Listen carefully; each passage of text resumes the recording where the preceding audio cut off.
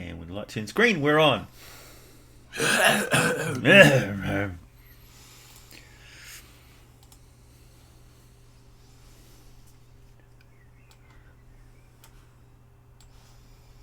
Now we can see everybody. Hello. Hello.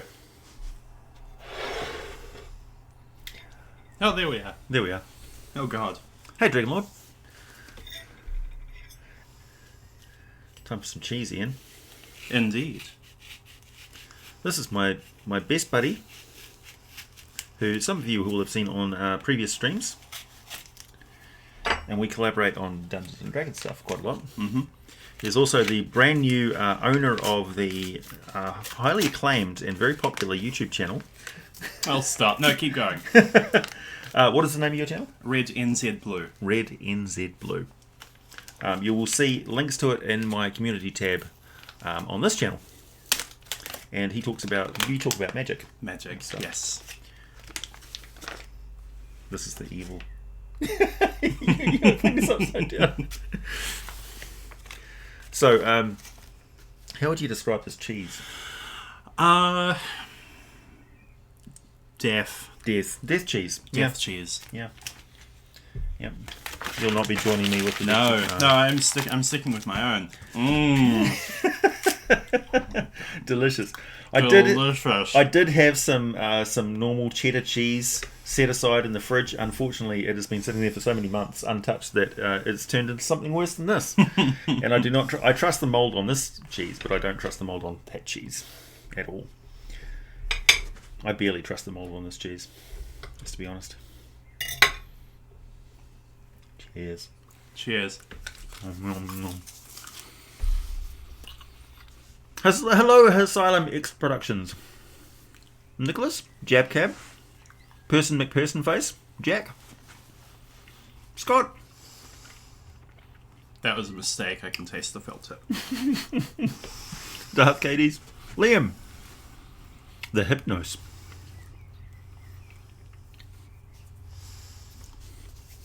You're rather new to the channel? Well, welcome.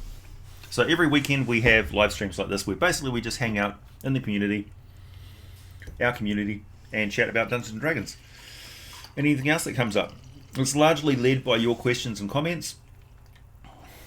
I'm opening the floor up to comments about the Far Realm today, and magic and weirdness and psychic stuff in Dungeons and Dragons, because the Far Realm really is the origin of psychic powers in D&D, especially in like Forgotten Realms. Thanks, Snatchgate. My job gave me this day off for no reason, so now I can watch the stream. Excellent. Hey, William. No reason is the best reason. Yeah, that's the best reason. It's because they're interviewing your cheaper replacement. Great. That face when Ian takes the joke too far. It's a common face. Mm-hmm. Cheese, D&D, and friends. Exactly. What an excellent way to spend a weekend. Good shot of penicillin, I'd say so. I think penicillin actually comes from bread. Bread mould. Hence why the French invented it. What? Oh, yeah. Oh. There is something wrong with this croissant, but I feel vigorous. Oh no. Cool. I love the new spells and the new Unearthed Arcana. I think the way that, as I've always championed on the channel, I think psychic powers as spells really just works. That we don't need to have a separate system.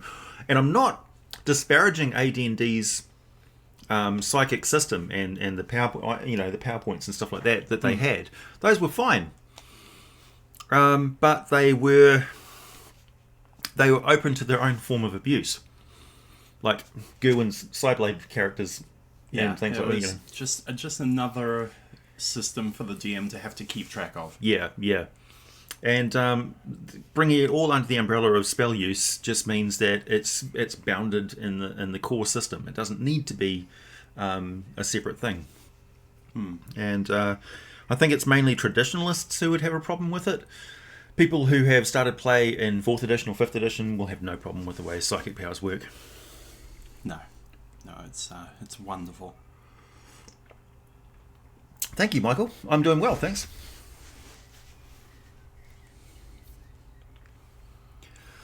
For far realm undead creatures. Well, undead creatures are just as open to getting warped by the far realm as living creatures, I think. Yeah. Undead creatures can have psychic abilities. Hey, thanks, Beck. Pataris Rex. Jeez! I have my player for my giant-themed campaign that wants to play a half Oni, but I don't have any idea of how to make that. Any advice? You mean Oni advice? You can see your way out. Let's see. I would run it the same as a half ogre, because essentially Oni are ogre cousins. So if you can find stats on a half ogre, they're probably easy to come by. Then just use that. Oni have got some innate magical powers. I don't know much about Oni. Ogre mage. Oh, right. Why'd they change the name? They didn't. It's always been ogre mage or Oni. Oh, okay. Gosh. I'm not being much help this live stream. That's I'm fine. just going, gosh, and then staring pensively into space. AJ, with the new Eberron book out now and the introduction of the Eberron races, will you be making a video about the changelings now? Yes, I absolutely will.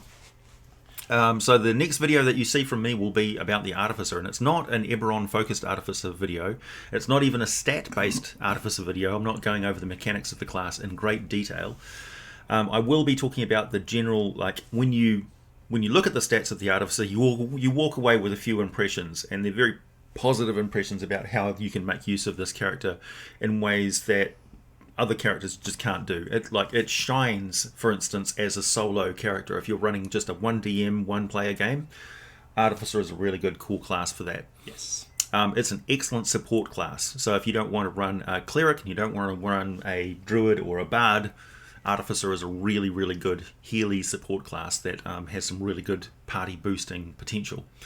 It's a really good intelligence-based class for people who are problem solvers and really like a thinking mastermind type character.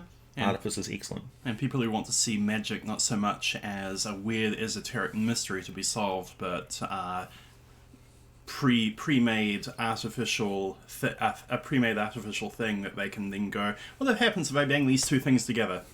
Yeah, exactly. They're the research wizard. Hey, Gerbil. Yeah, very much so. So I'm going to be talking about the way that the Artificer fits into the world of Dungeons and Dragons. Mainly focused on Forgotten Realms because that's my specialty, and I really want to highlight how Artificer is not a new thing for Forgotten Realms. It's just a new thing for this edition of the game. But as for the actual setting of the game, it's been crying out for an Artificer for so long, and now I can finally reveal to you how you can really tie this character in to a living campaign world. So I'm really looking forward to it. Thanks, Rob Wilson. Thanks, Michael. Love the new "This is the Way" shirt. Glad you went with the helm. Oh, excellent. Thanks. Just in time for the holiday season. There's some pretty good discounts on products on my Teespring site at the moment, if you guys want to go shopping. Also, going back to the changelings for a moment. Mm-hmm. Best race. My absolute favourite race. With Variant Human a close second. What about Shifter? I never really got the whole I want to play a werewolf but not be evil vibe. Well, they're kind of like a tiefling werewolfy type thing, like they're a little bit werewolf. Yeah, I get that, but they're way down below changeling Variant Human. Yeah, I mean, why would you play Halfling. a sort of a cat predator shifter when you could play a tabaxi? Yeah, Exactly. half ogre plus innate spells plus ability score indicating smarter and more magical orientated, though maybe some indication of still decent physical ability. Yeah, I would say so. And that predisposition to eating long pork. So plus the strength, plus the int. Yep. And maybe a cantrip and a first level spell once per day. Yep. Yeah. prone to selecting neighbourhoods with lots of young families. Something like the Furbolg ability to go invisible, because Oni can still go invisible at will, right? They can, yeah. Yeah. Yeah. He has spoken, yeah. How powerful is a red/gold Great Worm compared to like a Demon Lord or Angels? Well, I mean, a Demon Lord can just sit back and wait for the Great Worm to get old and die. Yeah. So they don't really need to go toe-to-toe with them. And Great Worms are very, very intelligent, so they would find a way to avoid physical conflict. So although I like the sort of wrestling match idea, comments and things like that, I'm never really going to make videos about this monster versus that monster. That's why, generally speaking, as like an in-joke on the channel, when everybody says this monster versus a Tarrasque or something like that, I just say Demogorgon comes in and beats the shit out of everything. So Demogorgon always wins every fight, even if he wasn't invited. In the case of Demon Lord or Angels, the saying goes, time is on their side. Yeah. Time.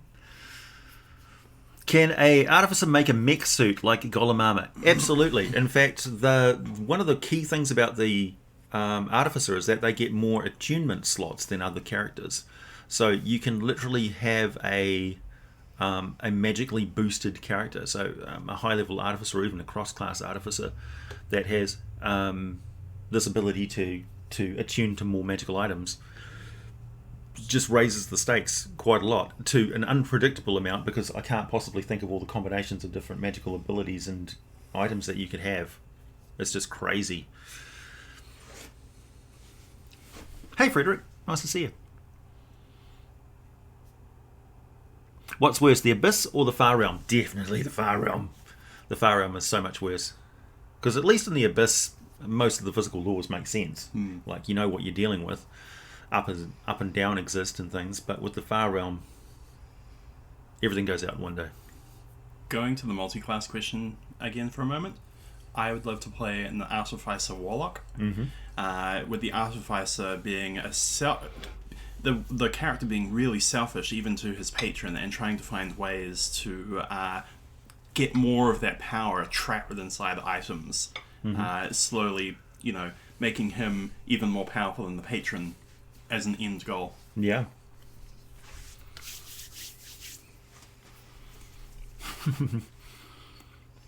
I just noticed you're an artificer, Sayer.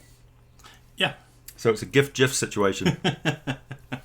Would you say that this cheese is artificial or artificial? I'd say it's artificial.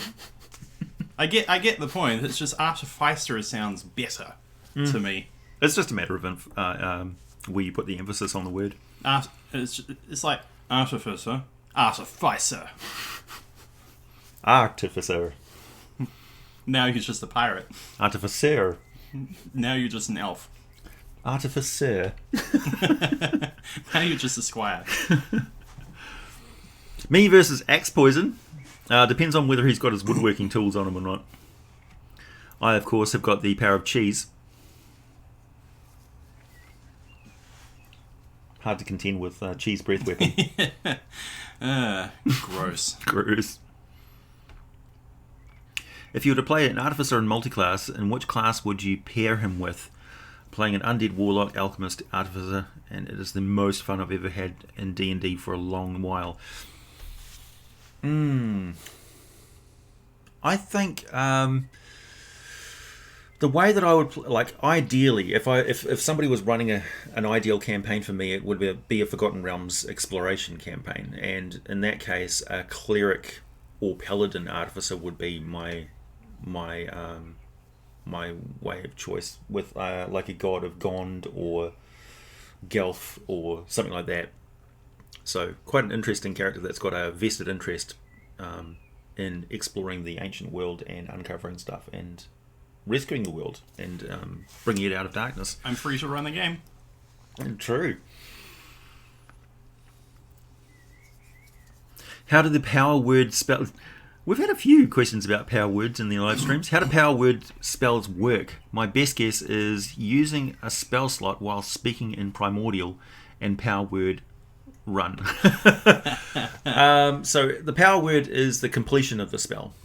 So in studying and preparing for the spell, you've kind of precast it in a way, or the conditions exist for it. Let's say in the ancient times when the primordials and the gods were throwing down, some of them cast spells across time and space. Mm-hmm. And arcanists have discovered those triggers existing in the substrate of reality. Yeah.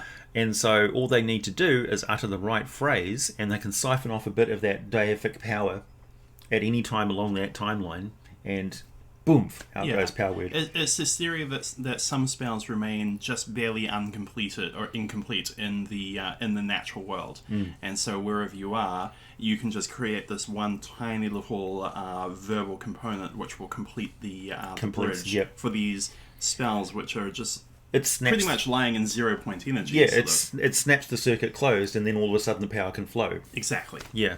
So Wish, for instance, is just a verbal spell. So anybody technically could cast a Wish spell. What are the other requirements on it other than your level of experience? You have to be able to convert sound energy into a caster energy. Right.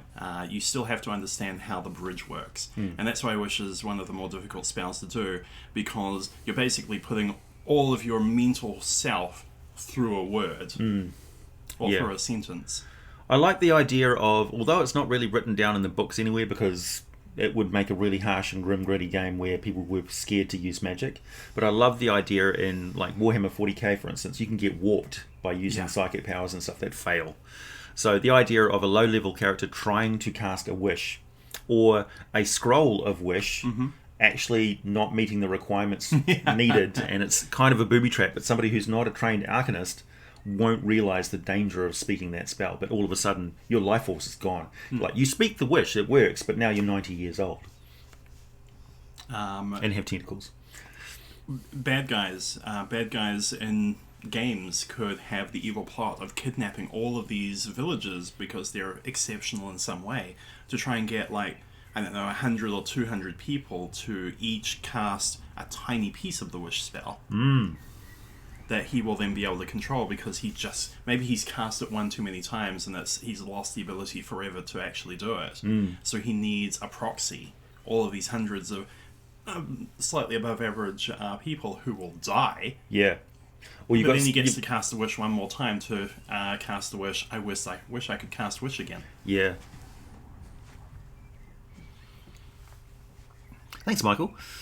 Understand how to play it from there. Any suggestion? Double question. Question 1. How do you feel about making natural shapeshifters, such as a changeling, immune to spells like polymorph? I'm fine with that. Polymorph... Like, I might make it so that it takes them a little while to unravel themselves, because the spell has actually forced them into that shape, and it might have a lingering effect. Like, it's going to wear off eventually. Or even having a polymorph spell wear off gradually for somebody who's not a shapeshifter. So you're like, you're a half hippo for a little while. It's such a small thing in terms of gameplay if it's a player character that I wouldn't mind adding a thing that says has advantage on form altering effects. So you could have it so that, they still get polymorphed by it, but they can just change back fairly quickly. Yeah. So they might lose a few rounds as they sort themselves back out again. You just started Baldur's Gate. Any advice? I haven't actually played Baldur's Gate. Have you played Baldur's Gate? Never. Watch some Let's Plays on YouTube. Sentient Mimics. Just lost 200 subscribers. Yeah. Who's got the time to play electronic games when I've got to make all these videos? Yeah, I'm just now figuring that out. Hey, Dracos. Sentient mimics. Yeah, I love the idea of sentient mimics. I like the idea that mimics are just the juvenile form of a doppelganger, or a doppelganger is some sort of an evolution that comes from a natural mimic. Like they've strayed a little bit too close to a magical field or something, or they've gotten a little bit far realmy. That would be cool. You imagine that Far Realm actually unmutates them. That's how you get the luggage. Oh, right, yeah. Sentient pearwood. What part of the Far Realm is the Dread Gazebo from? Gosh, it would have to be pretty close to the border between The fourth wall. Yeah, Yeah. It's in the realm of meme space. the most dreadful space. Yeah, that's the worst space possible. Question 2. Thank you, Michael. I am taking my group into the Feywild by having them kill a green dragon and his death opening a rift to the Feywild. That's an excellent idea. That's a good idea. I just don't know how to run the Feywild in itself. Any suggestion how I can make it interesting? First of all, what are your favourite fairy tales?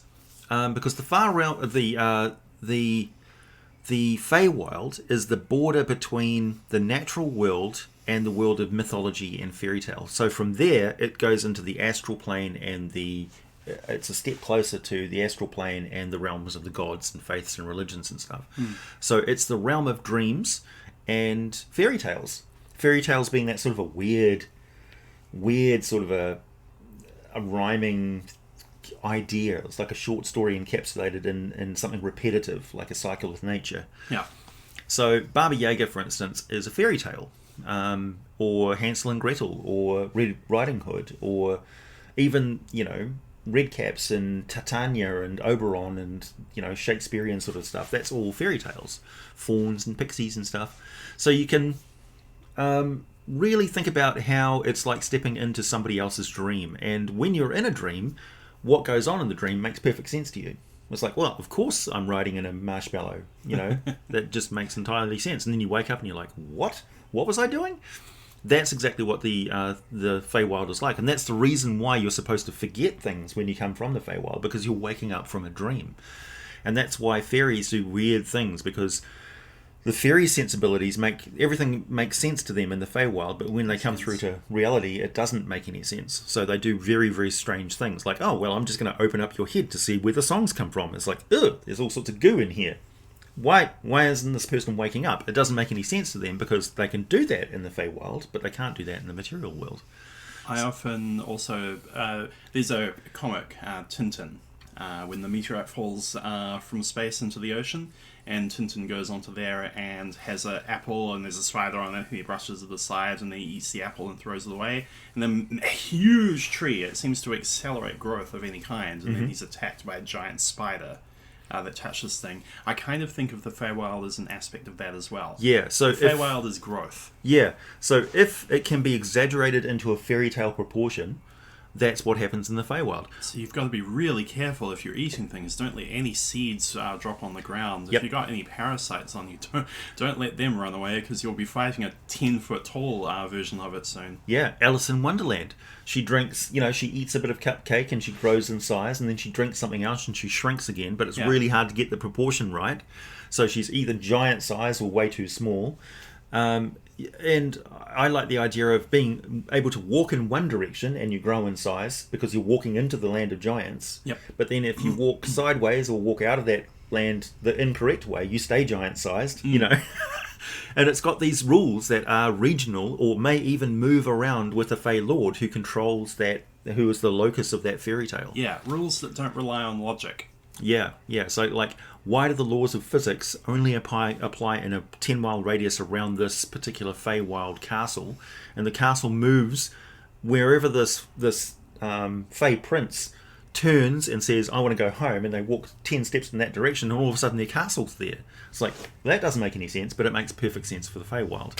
So, yeah, it's pretty hard to handle. And also, the Feywild is, particularly in 4th edition, they depicted it as a reflection of the material world. Yes. So the landscape kind of looks the same, but it's overgrown. different. It's extra F. Yeah.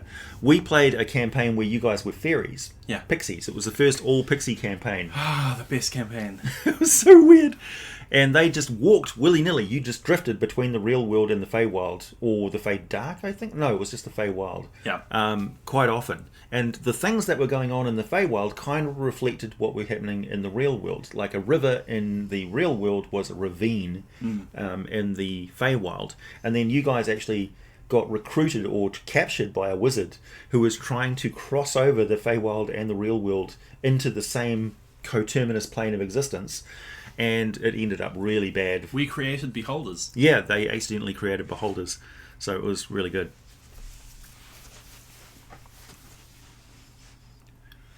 Battlesmith, Artificer, Steel Defender, and I was thinking of a Halfling Cavalier. Yeah. To be a sentient mimic, just an angry, toothy wooden box. Alice in Wonderland. Yeah, exactly. Hey, Mr. Eccentric. Nice to see you. Attack the gazebo. It's the Duke.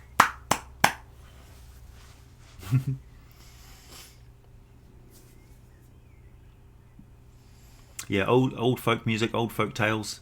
Grimm Brothers fairy tales. Also, myth and legend from different mythologies are sort of fairy tale as well. Like some of the tricks that Loki played on Thor were very Feywild. It's like you think you're getting into a drinking competition with a giant, but in actual fact you're drinking a river. You know, Arthurian legend. Mm-hmm.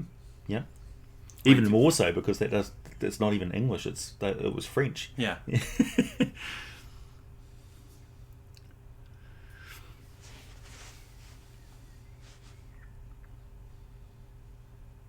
Are there any monsters or race that you would never let your player play as? Yeah. Yeah. It really, really depends on...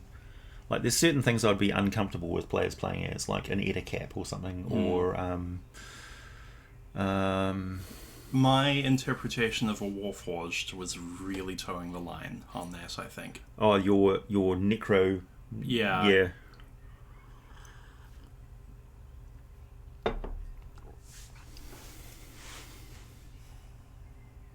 I guess the only thing that you don't like us playing is stereotypes of races. No, if you want to play a stereotypical elf or a dwarf or something, that's fine. Oh, really? Mm-hmm. Okay. Trying to get you to play a stereotypical dwarf, though, damn near impossible. Well... Although I really did like the storyline with your character and his partner. Yeah. That was great. Oh man, that was so tragic. Just everything went wrong. Yeah. I loved it. Finding love in a world gone mad. And then having that love taken from you, as well as all of your personality. Oh, yeah. Yeah. Well, that's what happens when you burst in on a Mind Flayer nest. Yeah. Yeah. I mean, I was asking for it. A Drake race from your homeworld. Yep.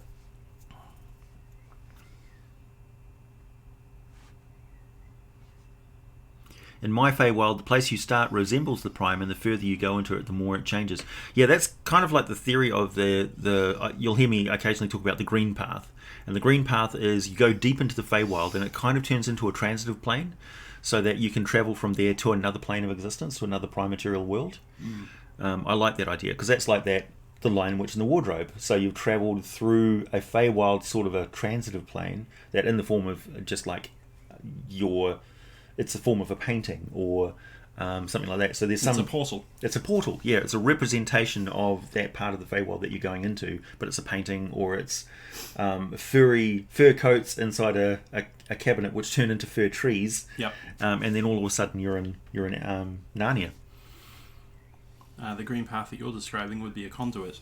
Yeah, yeah.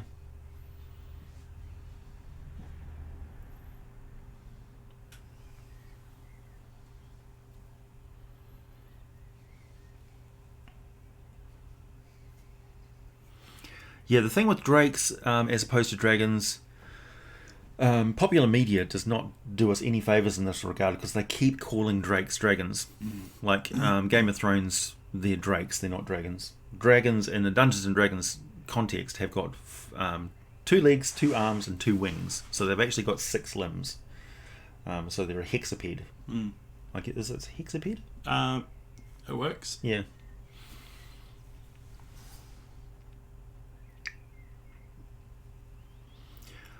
Thanks, Robert. I'm trying to find on a Halruan Behir. Do you know anything about them? From what I found, they only seem to be less intelligent housebred pet. So the Behir are an artificially created monster race that were created by giants to kill dragons, and they do it very well. So it makes entire sense that there could be more pet versions of Behir that have been used by the Hell Ruins. You could even have a Behir riding mount or something like that, which would be fantastic. You just basically have to control its ability to release huge amounts of electricity.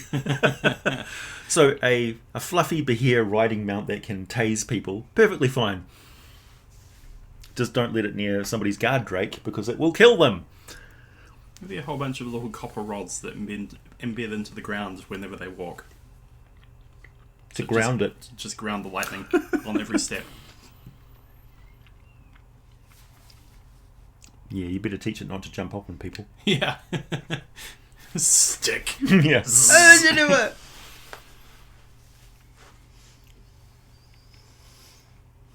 A guest. Yeah, I guess you're a guest. Yeah. I'm here to look pretty and not to say too much and let you do all the talking. I'm definitely guest material. We did a podcasty thing yesterday, Yes. which will be hopefully appearing on your channel soon. Oh, that was so much fun. Well, I have to get home, but then, yeah. And you designed a monster, Yes. so that's going to be appearing in the Monster Mash. Dirge column. A dirge column.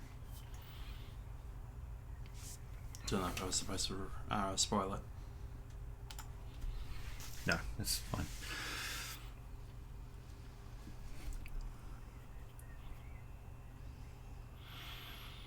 HEMA, yeah. Historical European martial arts, HEMA, it's a martial art, for sure. It's legit martial art. So these people study text from 17th century sword masters and things like that. So, or 15th century even.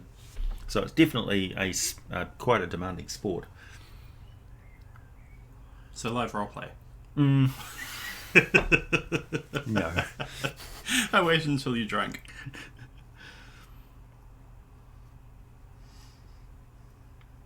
There's a cool giant ferret that kills dragons. Yeah. Dragons don't fare very well against creatures that can cling onto them and rip their throats out, generally speaking.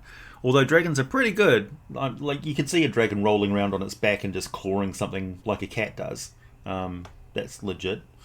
They don't have prehensile tails, though, so they can't really latch onto something that way. They can right themselves if they're thrown onto their back by just flapping their wing. And there's quite a lot of power in a dragon wing. Like, if they threw their wing forward, and they could sort of knuckle smack somebody with the upper arch of their wing quite well. If a dragon hits you with their wing, they're probably going to break your arm like a goose. Yeah, I mean, think about how much distance there is from on the tip of a dragon's wing, and if it slashes that out like a whip, it could cut somebody in half if it was a dragon of sufficient size. And they do have claws on the ends of those wings. I mean, that has to have enough power to be able to hold aloft a dragon in the air. Yep. So it's quite likely that a dragon would equip itself with something like a stiletto blade on the end of its wing, just to stick somebody. Damn, that's a good idea. Yeah. Dragons are intelligent. They can create tools. They have hands that can build things, and there's a long tradition of magical items that dragons make for each other. So they are artificers. Is it green dragons or black dragons that have poison? Green dragons, right? Green dragons, yeah. You could imagine the green dragons taking both of their wingtips before a fight and going... Swish, swish, swish. Well, I think green dragons release chlorine gas, traditionally. Oh, okay. Yeah. Black dragons, on the other hand, acid. Yeah. Thanks, Kakastuk. Look into the Battle of Nations. Oh, that's the big HEMA competition. Yeah. I've watched some of those big massed combats. Those are fantastic. Really brutal sport. Like, I would definitely go along to a HEMA. I'll drag you along to a HEMA competition as well. Sounds fun. I'm too old for that shit, though. It'll require a heavy amount of training.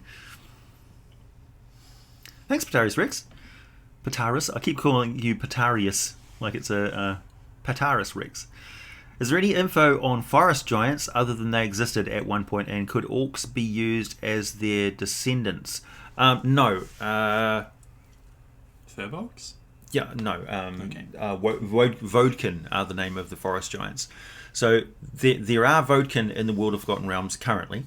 They do exist. They have a problem with them not being included by other giants in the Ordning when the forest giants say we definitely have a place in the Ordning.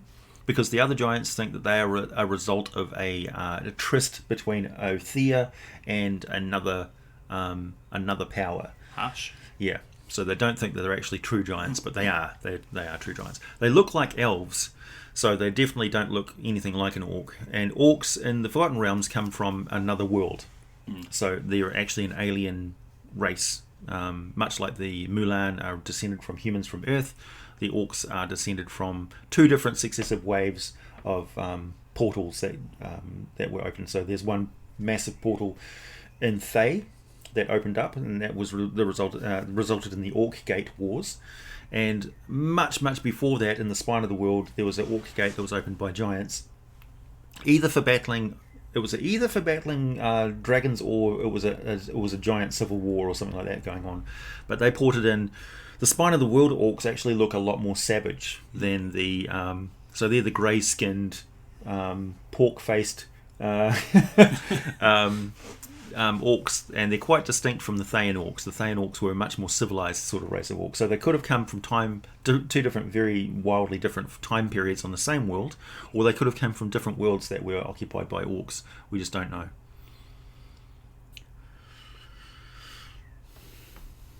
But that being said, your table, your rules. I only provide the lore as an inspiration. Whatever you decide to do in your game is fine by me. Thanks, Dragonlord. Oriums also have the serpentine gas thing that happens with their breath weapon after the initial release on top of their long, dexterous tails. What was the name of the country that had the gated orcs? Oh, that was Thay, and also in the spine of the world, in a location in the spine of the world. I might actually have talked about that in my video on orcs. You should go and check out that. Possibly. I don't know if I put a dot on the map where the Orc Gate was. Definitely, it was on the mount. So Thay is a big plateau, and it was somewhat distant from the main plateau. That one of the Thayan. You're looking at the map. Yeah. It's Thay over there. So the Orc Gate was up over here. Oh, okay. Because that was one of the Thayan wizards. Yeah, it's a huge plateau. It's almost the same distance between points as Arm and, I'll say, Waterdeep and Luskan. Huh. Something like that. So it's quite a big distance.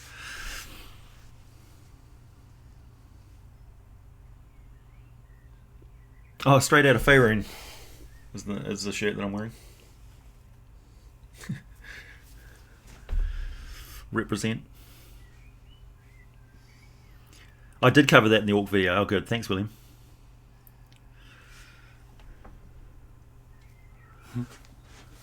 It's nice. It's nice knowing that you're an archivist of my my videos, William.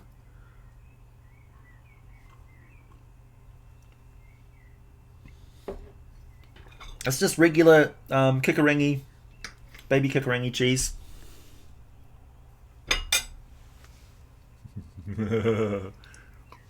Nope. The flavour is so strong it's like acid. That's not what cheese is for, AJ. It's black dragon cheese. It's so strong the sharpness is transcended into bitterness. And then envy, and then hatred.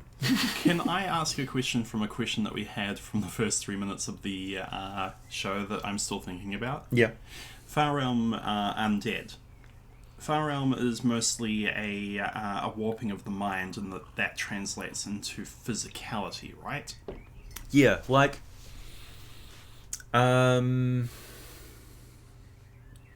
say you're in a place where thoughts can instantly manifest into reality. So it's a psychic medium, a psychic realm. Yeah. So your will becomes unbound. So you think, oh, coffee cup. I would really love a cup of hot steaming coffee. And all of a sudden your hand starts to warp into a cup shape and your blood starts pooling inside it and becomes, the temperature starts increasing. And you're like, yeah. It's like, oh, that's not what I wanted to happen. And it starts trying to warp back, but you don't know what the internal structure of your hand looks like. Yeah, it could be ceramic in there. Yeah, and now it's like tentacles. Okay. Because I was wondering, would the Far Realm affect mindless things like zombies? I think they would be much less affected by them in and of themselves, but they would be warped by other things around them. Okay. Yeah. Cool. Thank you. Now we can go back to this stuff. Like one layer of the far realm is one living entity. Mm. And like grells and gricks and stuff, for instance, are actually macro-sized microscopic organisms that live inside it. Oh, wow. Okay. That's why grells, they're immune to electricity, because the nervous impulses of this giant living entity plane pulse through them, and they, yeah. Wow. Yeah, user experience may vary on the far realm too. Black dragon cheese. Oh, that's a good name for it. Have you ever played Tomb of Horrors? Well, we're playing the Tomb of Annihilation now. Mm. No spoilers. We're going to go into the Tomb of Annihilation and finish it pretty quickly and then save the day. We're level 6. Yeah, they're just going to power through it. Yeah, well, it's summer here, so the birds, of course, are chirping. They're chirping like crazy out there. Thanks, Michael. Making a druid of slivers, corrupted and evil. What kind of lore would you make for that, and do you think that would work? Yeah, absolutely. So slivers are... I've made a video on slivers. We know what they are. They're a fairly simple hive-like creature. Kruthic are a lot like slivers, actually, so you could probably use the stats for Kruthic for slivers, just giving them each one distinct ability, and the more slivers there are, the more they share those abilities amongst themselves. Okay. Yeah. So they're like Borg Kruthic. Yeah. Yeah. So a druid of slivers, of course, would want to have more and more slivers around them. But the more slivers they have around them, the more they're influenced by the hive mind they would be. Oh, wow. Okay. So you reach a tipping point where suddenly you're no longer in control. Yeah. Yeah. You are an agent of the Red Queen. Nice. Hey, Gadzooks, thank you. £10. How much is a pound these days? It's about $50,000, isn't it? I think it's like 0.56 of a kilogram. Nice. Something like that. Excellent. Hey up, PCs will be in town where the mayor, retired bard, just died of old age. As a follower of Sunni, do you pronounce it Sunni or Soon? Sune. Sune. Yeah. See, once again, Yeah. don't come to my videos for pronunciation. How do you make his funeral memorable? You have him get up and start spouting off all of his hideous secrets that the things that he did when he was in office, because some necromancer has gone, you know what, you son of a bitch, this is for finding me for this is for imprisoning me for breaking Sune, not a god of revealing secrets. Well, how do you make it beautiful? A god of concealer. Yeah, well, I like the idea of, like, you know, it's like a somebody breaking into a wedding, you know. Yeah. It's like he sits up in his coffin and says, starts, you know, I was paid off by them over there, and they're like, what? And then when somebody moves in to subdue the undead, he just drops back down again because he was magically animated. So that would be memorable. Yeah. The priest of the goddess of beauty is going to be looking at all this going, this isn't what I intended at all. I was just we're gonna release some balloons and Yep. Or you could have the town flooded by bards from the bardic college that he was a member of. Yeah. Who come in to pay their respects, and they cast an epic level, a ritual type magic involving bardic illusion that spreads over the entire town. Make it the end scene of Mr. Holland's opus. Yeah.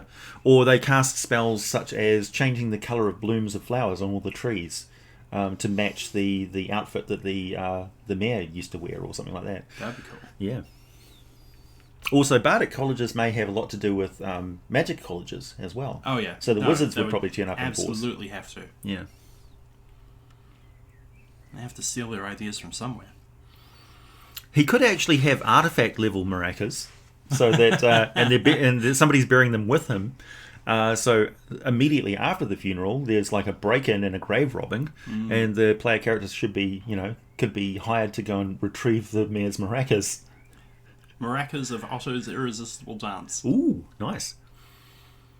So yeah, there's lots of possibilities there. I'd love to go over to the States for a winter. Hey AJ, hey other nerd. That's your official title now. Perfect. Yeah. I'll put that on the YouTube. They play my bard song at his funeral. Get on, get up, get on up. He actually gets up and dances as a corpse. Yeah. And then waves at everybody and lays down, still dead. Well, they leave it a little bit too late because they're waiting for an important personage to arrive, and he gets up and dances, but he's like bloated, and then he explodes.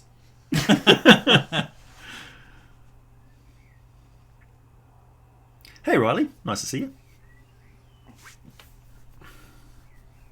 So I watched videos on the Psychic Warrior and the Soul Knife, as well as the Psychic Wizard. I'm tolerating the new approach to psionics as an alternative magic tradition. That's great. That's great. I would consider that a win for the new system then. If they can convert you, William, then it must be good. The Soul Knife is so good.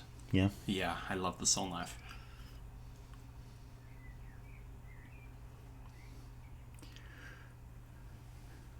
I still haven't looked into psionics. I love that that typo. That's fantastic. Psionics. Psionics. No, it's ionics. The PH is silent. Hey, Greenscythe. Phi is the number for beauty for the perfect spiral. Hey, look, Greenscythe almost spelt your name right. That's pretty good. That's pretty close. Yeah. You just shift the A one letter over. It'll be perfect. He comes back with how does Ian spell IINA? Because I've had that before. The Wugen, yeah. Thank you, Pataris. You've been very generous today. Do you have a video on forest giants, or where can I read up on them? No, I haven't done a video on forest giants yet. The Woken. I've mentioned them just sort of in an overview of the giants. There's a lot more information on them in old second edition AD&D. Where else could I know that there are this is revealing secrets. I know that there are official stats for the Verbeeg for 5th edition because I've seen them. What's the Verbeeg? The Verbeeg are like they're slightly above the hill giants in the ordning. They look more humanoid than hill giants. So they look like big, brutish humans, really. Okay. And they live in the spine of the world and Icewind Dale and, on the far northern remote frontiers and stuff. The name sounds familiar, but I might be thinking 4th edition. Anybody who's read the Drist novels, the Companions of the Hall, will know about the Verbeeg because they... Drist and Wulfgar very famously fight and kill Bigrin and a various other Verbeeg in one of their very first adventures. Okay. You did try, Greenscythe. Thank you very much, and hello. What are my thoughts on 3.5 edition psionics? I played a psionic character, a scion, all the way through to... What level was he eventually retired? You turned into a god, so essentially 30th level. Right, yeah. I loved psionics. Yeah. Because back then we didn't know any better. Yeah. So we played, like, every edition that came along. We played every edition that came along. We switched over to from 3.5 to 4th edition. Best edition. Did you start playing D&D in 2nd edition or 3rd edition? 3rd edition. Right, yeah. And then I was like, okay, 3.5, that's fair. It makes a lot of good quality of life changes. And then 4th edition came and it's like, I have found my edition. Yep. Why does no one else want to play this now that 5th edition has come out? Mm-hmm. Yeah, everybody switched over to Pathfinder. Yeah. And we saw the rise of Pathfinder. And the Pathfinder players were like, oh, you 4th edition fools, you corporate shills, let's go with the basically the continuation. So we called it 3.75 jokingly. And then 5th edition came out, and everybody started playing 5th edition, and a whole new branch of people started playing D&D, and their first edition has been 5th edition. Yep. And then all the Pathfinder players have started playing 5th edition as well. And it's just like, no, we don't know anything about 4th edition. It's like, well, we played it, and we loved it. The lore was terrible, but the game system was interesting. It was really, we had fun. It was the easiest game system to teach new people how to play. Yeah. Because it was basically just, all you need to do is learn how to play one character, and they all follow the similar sort of a system. If you wanted to make a brand new character class, that was also easy. You could just look at the different spells because they were generally the same level of power. Yeah, yeah. And the way that the powers and things were set up, the utility powers and daily powers and encounter powers, you could print them out as cards and just play them when appropriate. And you know when you get those powers back because it's the end of the encounter. So I take these cards back and I got them to use again. So you could literally use it for people who are used to video games or card games and things like that. 4th edition made perfect sense. Yeah. It wasn't a logical disconnect from them. They could just play it. For me, a lot of people complained that 4th edition was so codified into powers that made roleplay impossible. No, it didn't. No. It made combat flow really well, and then you could do anything you wanted to in the roleplay side. Yeah. That was when I started getting rid of gridded play as well, because people say that 4th edition doesn't work unless you use combat grids. Not at all. Not at all. Not at all. 3.5, in fact, used more grids than anything else because you needed to keep track of the distance and things for everything. 4th edition really lended itself well to swashbuckling play. So it's like when I got rid of combat grids on the gaming table, you guys started jumping onto ledges and using tabletops and things like that because you didn't worry about where the edge of your miniature was touching or what was adjacent to you and stuff. It was like, is that adjacent to me? Yeah, it looks adjacent to you. You know, it looks fine. I also really enjoyed Silex in that edition. The idea of having cantrips and then boost nothing but at-wills and then boosting those at-wills to do extra stuff was fantastic. Yeah, yeah. That's how it should be. Yeah. Robert Wilson, thank you very much. This has got me thinking of an adventure I'm working on that is actually set in a bard college, and I was trying to create some additional bard spells unique to the college, but I'm out of ideas. Well, what ideas have you got so far? Mm-hmm. What sort of unique bard spells would they have, do you think? Let's see. Instead of animate object, animate music or animate instrument, so that it could continue on a bard spell or a bard ability without you. Mm-hmm. Oh, one of the ideas I had, like particularly with that bard video that I just put out, it's essentially Led Zeppelin and James Brown mashed up together. And the idea that a bard would have all sorts of spells, which are kind of like cantrips and stuff, that are involved in their playing of a musical instrument, so that they can play distortion and electronic distortion sounds and percussion and things like that while they're, like for instance, making a mix desk spell. So you just go, you've got a certain amount of slots on your mixer spell, so you cast the spell and then you go, diddle-diddle-ding, and it starts repeating that noise, diddle-ding, diddle-ding, and then you play something else and it builds up tracks that are playing in the background, and while you perform your spell, your composition, you're essentially sounding like an orchestra. That would be cool. Yeah, because one of the things that gets me is like, how does bardic music work exactly to combat in a combat situation to distract somebody? Like, an orc has heard a mandolin before. What is so fascinating about a mandolin? It's like, well, it's played by a bard. Okay, well, what makes it different from anybody else playing it? The bard uses magic. It's like, well, what does that take the form of? Dubstep, electronic music, a light show. Discordancy. Yeah. Sure, they've heard a mandolin before, but this person is recreating a mandolin that sounds just so much like their annoying cousin who's always mocking them whenever they try to do something. Yeah. Bard magic is a lot about emotional response to music. Yeah. I like the idea of when a bard is in full swing in the middle of combat playing music, not only is it combined into an acrobatic martial arts display, so they are moving around defensively and combining weapon strikes and things like that while they're still playing. Yep. But also, it's like a prestidigitation effect going on all the time. So there is literally light shows and stuff coming out of their music as they play. Because if you were a bard and you knew that certain chords were capable of evoking a spell-like effect, you would definitely incorporate those into your everyday compositions. Gods, yes. Absolutely. So, yeah. There may be some music that bards play that no other musician can play. Because it actually incorporates magical arcane learning. So, yeah. What's a microphone? Exactly. We see Dumbledore do that. He just sticks his wand up against his throat and goes, "Be silent," or something like that, and he just amplifies his voice instantaneously. Animate instruments, yeah.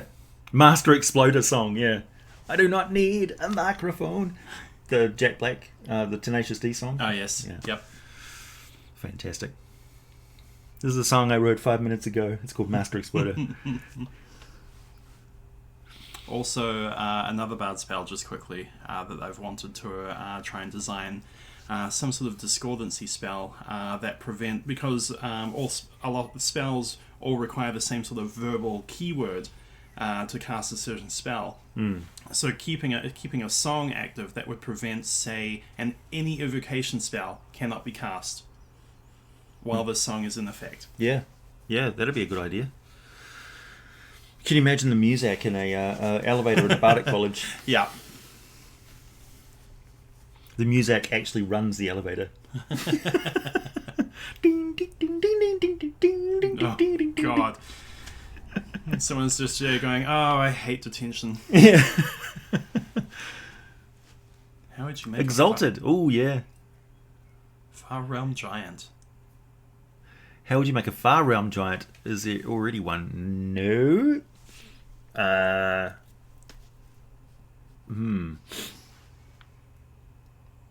Instead of the Ordning, they're part of the Erdning. Yeah. No, you got me there. I don't know. It's like I'm kind of loath to come up with a Far Realm Dragon as well. I know there is like a Far Realm Dragon, but I'm like, meh. How about a symbiotic, a parasitic creature that attaches itself to a host, and the host sees the form of a giant in front of them? So like a giant of illusions. It's actually a regular-sized creature, but it's just spread out to giant size. Yeah. So it's got like Swiss cheese holes all through it. Yeah.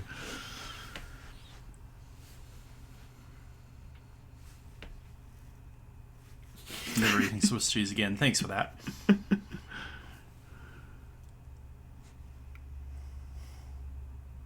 Technically, there's a Far Realm everything. Yeah. Your future character, Footloose, will be an assassin that is driven to kill all bards in the realm. Nice. Well, it's time for us to go, everybody. It's been an hour already. Would you believe it? Wow, I cannot believe it. I believe it by the gradual rise in temperature in this room. Yeah. We've got to turn all the fans off and stuff while the far realm was going. No, live it's stream. accurate. No, Yeah. that's still accurate. Yeah. Cyclops plus Beholder equals Far Realm Giant.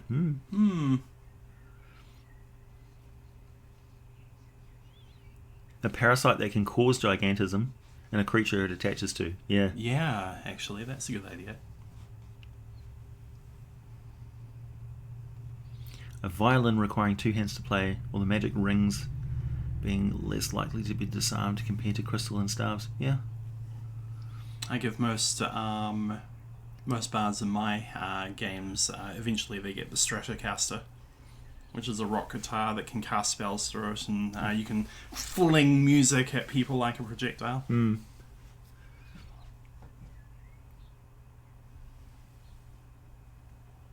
Stay for a little bit longer. Hey, Gigi Bear. Pseudo-trolls are Far Realm Giants. Oh, yeah. Yeah, there's pseudo-natural creatures from 3.5 edition, which is a template that you apply to things. So that was a really good aspect of 3.5 edition, actually, templates that you can apply to all sorts of different things. So you can have a vampiric template or a golem template or, that sort of thing. So it's a set of abilities that are typical of Far Realm creatures or golems or whatever, and you just apply those to whatever base creature, and there you go. No need to make distinctive examples of different creatures from scratch.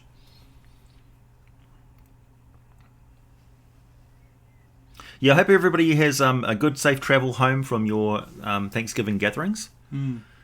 And we're now on the fast approach to the Yuletide season. So be sure to... what is this? So be sure to get into... take advantage of the discount that I've got on my Teespring store. Those of you who are gold members of the channel get quite a big hefty discount, like a 20% discount. Oh wow, that's pretty good. And everybody else who's paying attention to my community chat will see the code word in there for getting a 10% discount on all of the products on my store. Is it cheese? No cheese, unfortunately. Oh. So yeah, but it's time for us to go. It is a beautiful day out there, and our day has only just begun. Yeah, I've got to spend the entire beautiful day editing a video. Yeah, and yes, giants can contract lycanthropy. Oh, that's... What? Yep. That's terrifying. Yep, you can have a hill giant werewolf. Wow. Okay. Wait, do they shrink? No. Oh. Yeah.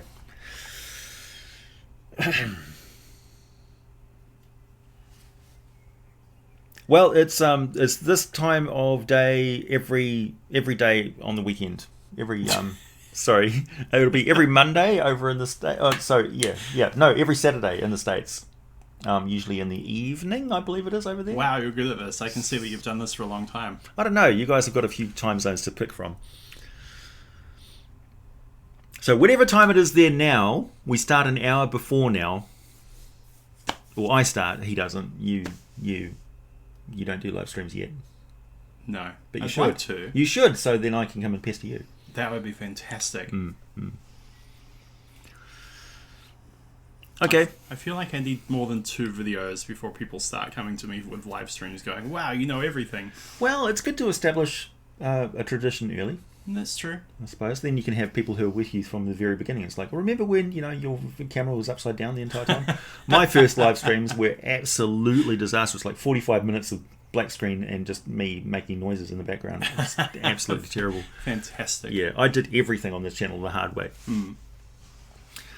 Hill Wolves, yeah. Hoots does the occasional live stream. Florida starts around 4 p.m. Eastern Standard Time. Thank you. You're from Florida? I did not know this. My deepest commiserations. It's night here on the East Coast. It's midnight in Germany. Iowa is 5 p.m. Saturday afternoon, wherever Scott is. OSU swim team has a Kiwi star swimmer. Oh, Iowa is where Scott is. Ah. Okay, it's good night from me, and good night from Ian. I Catch you won't later. see you next week. Yeah.